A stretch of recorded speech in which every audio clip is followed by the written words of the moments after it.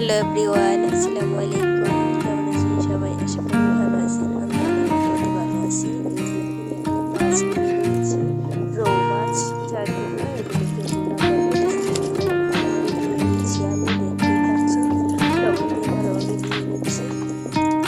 দেখুন সুন্দর করে দিয়ে দিচ্ছি। এখন আমি একটু লবণ দিয়ে দিচ্ছি, এবার হলুদের গুঁড়া দিয়ে ভালোভাবে মাছগুলোকে বিরান করে দেবো। হলুদের গুঁড়া দিয়ে দিচ্ছি পরিমাণ মতো। এখন ভালোভাবে 4 টুকরা মাছকে ভালোভাবে মাখিয়ে নিচ্ছি, যাতে হলুদের গুঁড়াটা আর লবণটা ভালোভাবে মিশে যায়। তো এই দেখুন এখানে কড়াই বসিয়ে দিয়েছি। কড়াইটা একটু গরম হয়ে গেছে, তারপরে 4 টুকরা দিয়ে দিয়েছি। দেখতেই পাচ্ছেন আমি দিয়ে দিচ্ছি।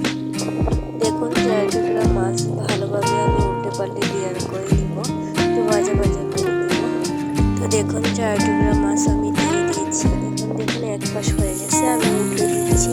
4 টুকরাই উল্টে দিব, উল্টে পাল্টে বিরান করে দিব। আপনারা দেখতেই পাচ্ছেন, বেশি বিরান করবো না, অল্প একটু বিরান করবো, মানে একটু ভাজা ভাজা করবো। তখন দেখতেই পাচ্ছেন 4 টুকরাকে আমি উল্টে পাল্টে দিচ্ছি। এক সাইড হয়ে গেছে, আরেক সাইড করে নিব। দেখতেই পাচ্ছেন। তো দেখুন আমার 2 সাইডই হয়ে গেছে, আপনাদের দেখিয়ে দিচ্ছি। এই দেখুন আমার মাছ বিরান কমপ্লিট। দেখুন 2 সাইডই হয়ে গেছে। এই দেখুন মাছগুলো হয়ে গেছে। এখন আমি নামিয়ে নেব। দেখুন একটা কড়াইয়ে তেল দিয়ে দিচ্ছি, তেলটা গরম হয়ে গেছে। রসুন কুচি দিয়ে ভালোভাবে নাড়াচাড়া করে নিচ্ছি।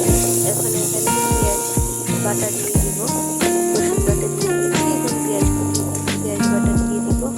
দেখতেই পাচ্ছেন।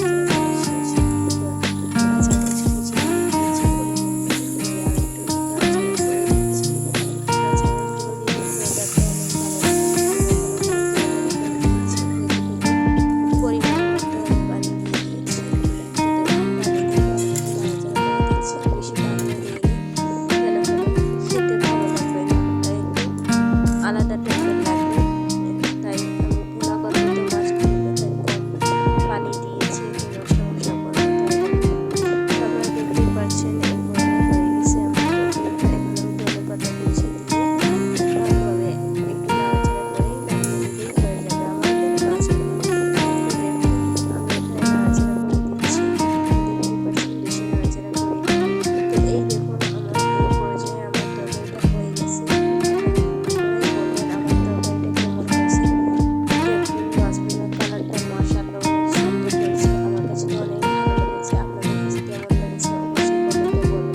আজকের ভিডিওটা এই পর্যন্ত। সবাই ভালো থাকেন, সুস্থ